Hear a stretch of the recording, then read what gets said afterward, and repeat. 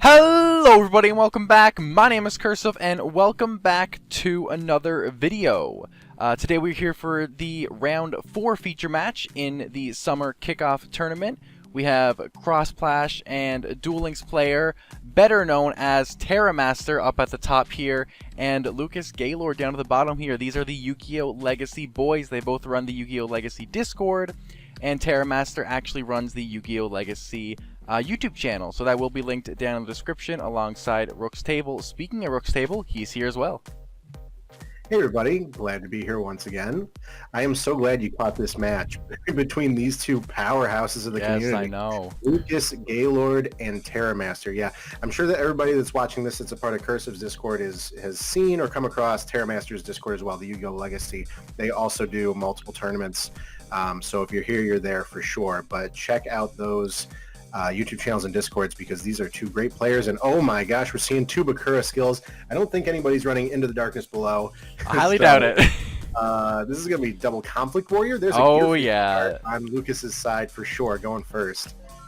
These are the original two to pilot this deck. Terramaster obviously taking the 4-0 in Swiss in my last tournament with this deck, so these guys are very, very well versed in this.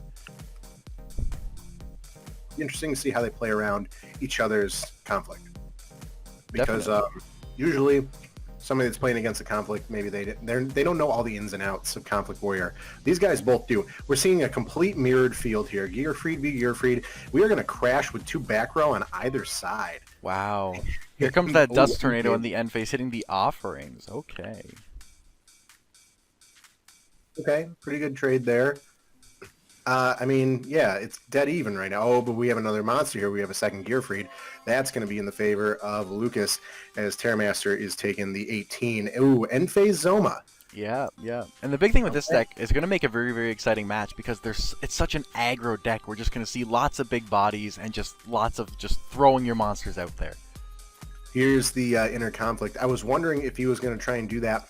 Gearfried can't attack directly, but he's got the tribute for Gap, the Divine Soldier. So that's 2,200, and Zoma with the 18. This is going to be absolutely 100% game if that back row will not save him.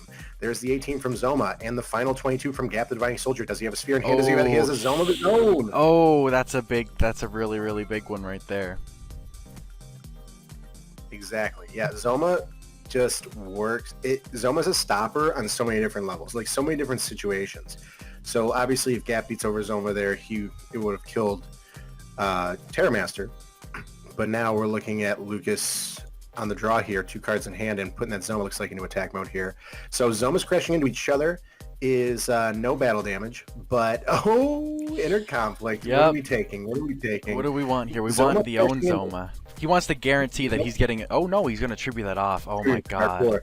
Zoma crashing into Gap is 400 to Lucas, but it'll be 2,200 to Terramaster. I think that's what he's going to go for here.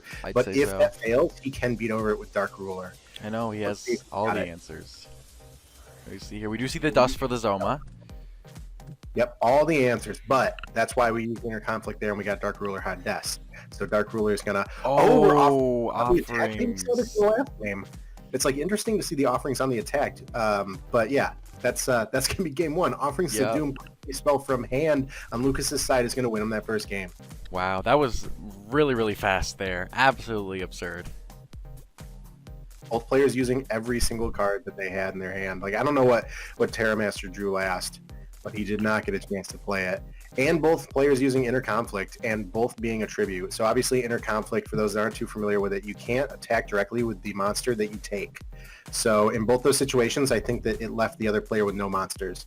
So you had to do something like tribute. Otherwise, it was just you were essentially getting the monster out of the way for a free swing, but it's not usually always worth it. So you want to make sure you have the tribute there, and it looks like they both did. Now we're going to game 2.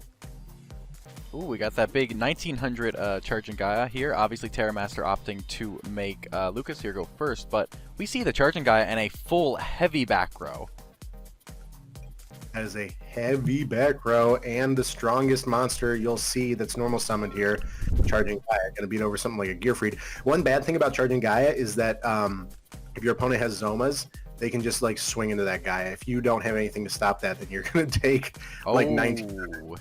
No way. Good side. Good Very, side. very good side here. And another charging guy. I like these almost exactly this. If he sets another card. Oh my god. They like compare notes before class. Like, I swear to God. And here's the dust. Okay, so we're swinging into a heavy back row. Hitting Ooh, a good Zoma. Yeah. Nice, very nice. And gonna offerings that guy here. I'm assuming that might be a set Zoma then, because obviously Lucas will not get a draw. We might see an end phase Zoma. No, he's just gonna hard pass here. I mean, Terra is on the luck of the draw now at this point. Yeah, it's interesting. You know, once you offerings, you realize, oh shoot, I don't have a draw phase. I better hope that what I have on the field is enough. But he managed to get away with that turn scot-free, and he top decked a monster to start doing some damage and a nightmare wheel coming from Terramaster. Very, very nice there. Gonna go ahead and get that 500 burn off in that standby, and we'll see what he picks up. Ooh. Just to see what all the back rows are. Clearly, unless they're very patient, none of them are Zoma. Maybe we're seeing Dust Tornado. Maybe we're seeing more Nightmare Wheel. Although, man, that's amazing that Nightmare Wheel is not an equip, because Gearfried would just break that in half. But I know. It's not an equip. Amazing. Remember when people ran like Mass to the Accursed? Oh my god, yes. What the heck was that card? Simpler times. Yeah, simpler times.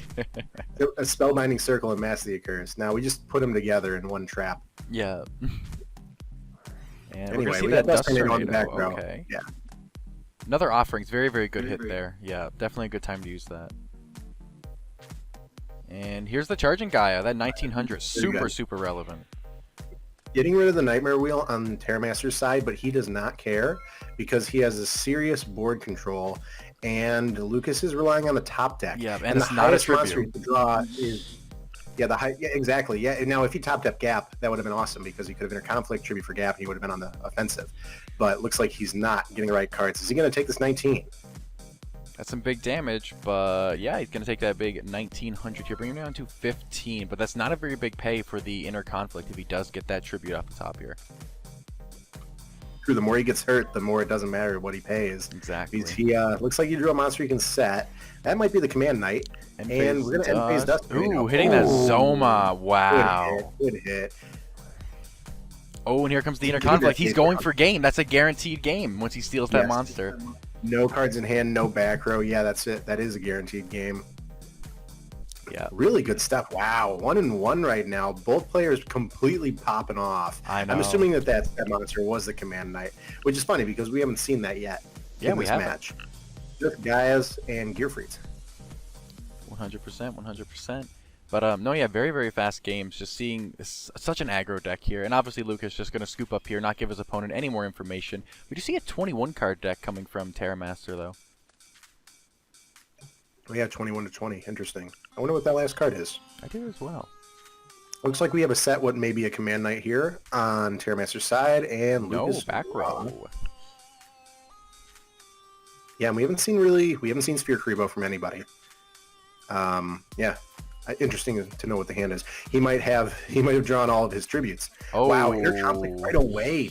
2,000, that's the most you can pay typically, unless you use something like Ladybug. But we got the tribute for Dark Ruler. Oh, this Command is Knight. Huge. Unless he did side something like Sphere, this is going to be absolutely worth it as we have two back row. We're swinging for 2450. That's going to happen. Oh, that's such big damage here. We definitely want to see Terramaster pop off, potentially with the exact same response, stealing the Hades and he's got to have a tribute there. Or an offering. That works very well as well. I was gonna say he's got to have Gap in his hand. Like, does he have bricks? What's he gonna summon here? Probably just a lot of monsters. Swinging into two back row. It's the same 3 cards from the last turn. What do you got? Here we go. There's a guy. There we go. Big 1900. If we see a Zoma though, do you have offerings in hand or Twister, or we need an answer? 1550. Yeah, and you know what? The best part is Lucas next turn can just flip that sucker into attack mode and bonk right into Gaia. Because that's the problem with Gaia, is that you're allowing Zomas to, you're too strong. Oh, no. Yeah. And Terra's like, dude, Warrior Limb. No. Warrior Limb is a bit too cloggy when your opponent does not summon a Warrior monster.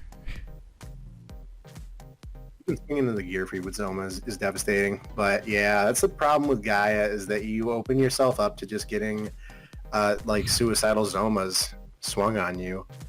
But really good stuff. That was an unfortunate hand for Terramaster, but really good match between the two.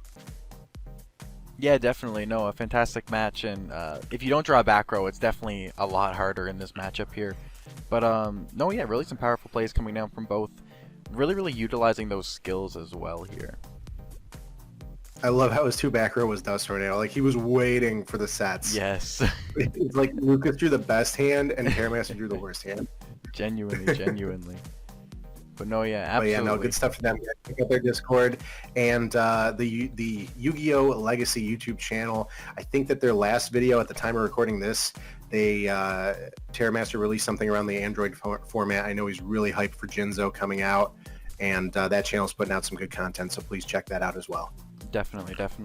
But yeah, without any further ado, we're gonna go ahead and clue this video up here. Like Rook said, make sure you guys check out their channel.